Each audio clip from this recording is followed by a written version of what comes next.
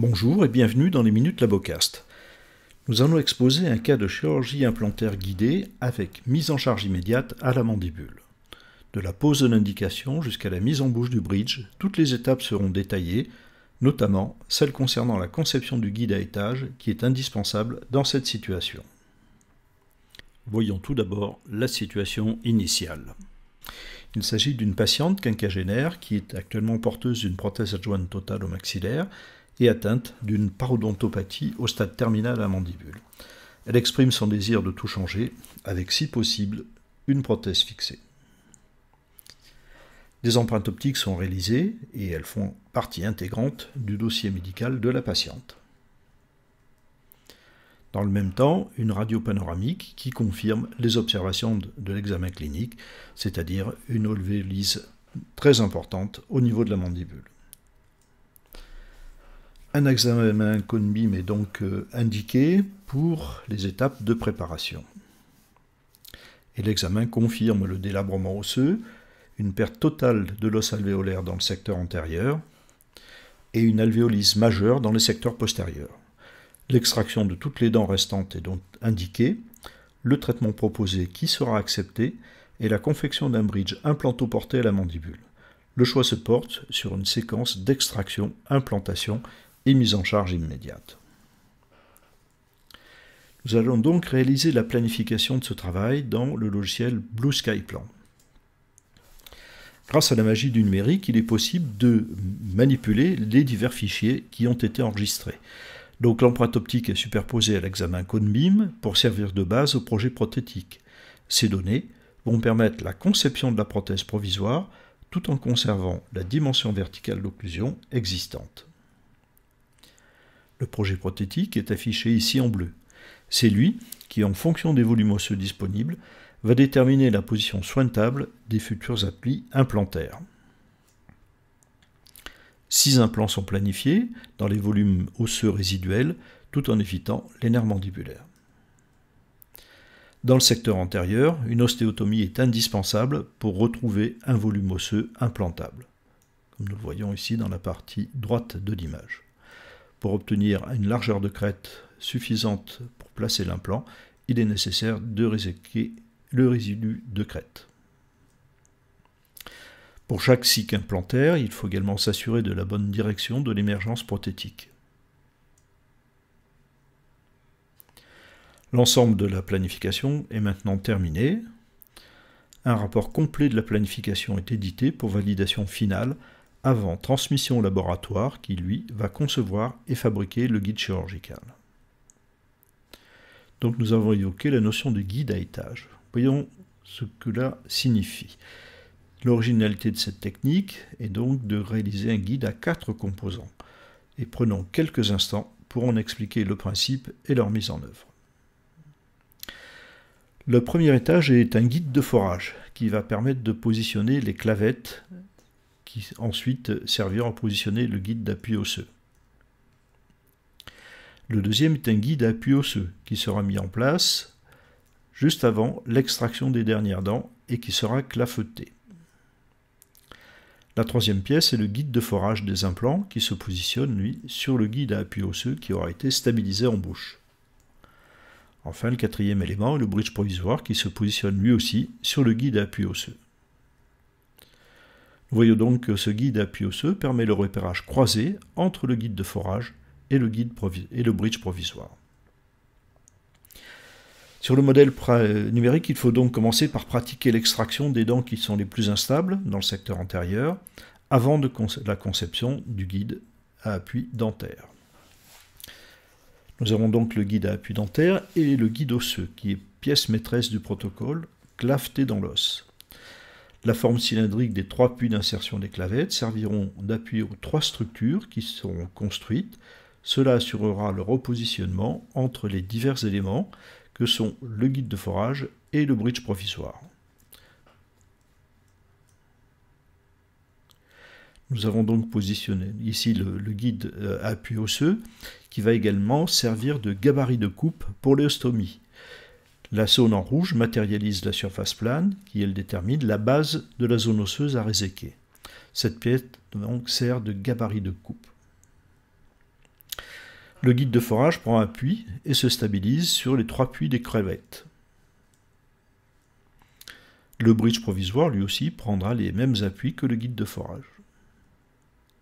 Voici donc assemblé dans le logiciel de CAO le bridge qui a été conçu à la dimension verticale enregistrée lors de l'empreinte optique et en occlusion contre l'arcade maxillaire. Voyons maintenant donc le guide qui est réalisé. Les différentes pièces sont imprimées à partir des fichiers issus de la conception et à réception, les pièces sont contrôlées avant d'être stérilisées. Nous avons ici le guide à appui dentaire et le guide à appui osseux, première étape du travail. Ensuite, le guide de forage qui prend son appui sur les puits de forage des clavettes. Et enfin, le bridge provisoire qui lui aussi vient prendre appui sur le guide osseux. Tout étant conforme, nous allons passer à la phase chirurgicale. La chirurgie est effectuée dans un bloc dédié à la pratique implantaire et la réussite de cette intervention réside aussi dans la bonne préparation du matériel chirurgical. Trousse de chirurgie guidée, les différents implants et les piliers prothétiques doivent être soigneusement à disposition. La séquence opératoire doit être scrupuleusement respectée. Toute première étape, l'extraction des dents plus mobiles 31, 41, 42, 43. Un lambeau muco-périosté est relevé de la zone de 35 à 45, qui va permettre le positionnement du guide à appui osseux.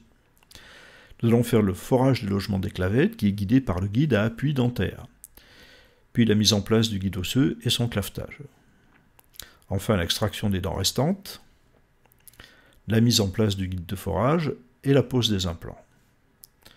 Enfin, la mise en place des piliers prothétiques et des gaines vissées sur les piliers, le positionnement du bridge provisoire sur le guide à appui osseux, la solidarisation du bridge aux gaines, démontage du bridge et démontage du guide à appui osseux. Enfin, finition du bridge provisoire et suture. Première étape, donc, forage du logement des clavettes qui est guidé par le guide à appui dentaire. Le guide à appui dentaire sur les dents résiduelles qui sont suffisamment stables est appuyé sur le guide à appui osseux et on fore les logements des clavettes. Après l'extraction des dents antérieures, le lambeau muco-périosté a été soulevé et le guide à appui dentaire ici positionne le guide à appui osseux. Et nous voyons ici la mise en place des clavettes qui va correctement stabiliser cette pièce en bouche. Toute la crête osseuse au-dessus du guide doit disparaître dans le secteur antérieur tel qu'il a été vu dans la planification. C'est toute cette zone-là qui va être réséquée. L'ostéotomie se fait avec un piézotome et un complément avec une fraise à os sur un contre-angle à tête rouge. Une fois que ceci est réalisé, nous faisons la mise en place du guide de forage et un forage séquentiel est réalisé avec la trousse Ultimate G2 de chirurgie guidée de la société Global D. Donc chaque forêt est insérée jusqu'à la garde dans les puits de forage. Le corps cylindrique du forêt s'insère parfaitement dans la bague de guidage et tous les forêts sont insérés jusqu'à la butée. Nous arrivons à la pose des implants. Ici, l'implant Incone sur son porte-implant, dont la spécificité est ce corps cylindrique qui s'insère dans la douille pour guider complètement la pose. Donc l'implant est présenté à travers le guide. Et le vissage commence. Nous voyons ici le porte-implant qui est parfaitement guidé et qui sera donc inséré jusqu'en butée pour respecter la planification. Tous les implants sont maintenant en place. 6 implants ont été posés. Un pilier multi est prêt à être placé. Dans ce cas, ce sera 6 piliers multi droits qui ont été déterminés. Voilà, maintenant tous les piliers sont en place. On va présenter le bridge provisoire pour s'assurer que la planification a bien été respectée. On met maintenant en place les gaines en titane qui permettront de relier les implants au bridge provisoire. Dans ce cas, un implant en position 31 ne sera pas activé parce qu'il y a une légère déviation de l'axe. Donc, lorsque le bridge est en place, on contrôle la position des gaines par rapport aux évidements qui avaient été pratiqués, et ce à tous les niveaux. Nous allons donc injecter un composite fluide autour des gaines pour le solidariser autour des gaines. Et nous faisons une photopolymérisation ici avec la lampe Valo-X dont la puissance permet une polymérisation très complète dans ces zones. Une autre vue avec la lampe Valo-X en action. Puis le bridge est retiré. Un complément de composite est déposé pour faire l'adaptation des gaines, et de façon à avoir ici des zones qui sont bien polies, puisque ça va être au contact de l'émergence muqueuse.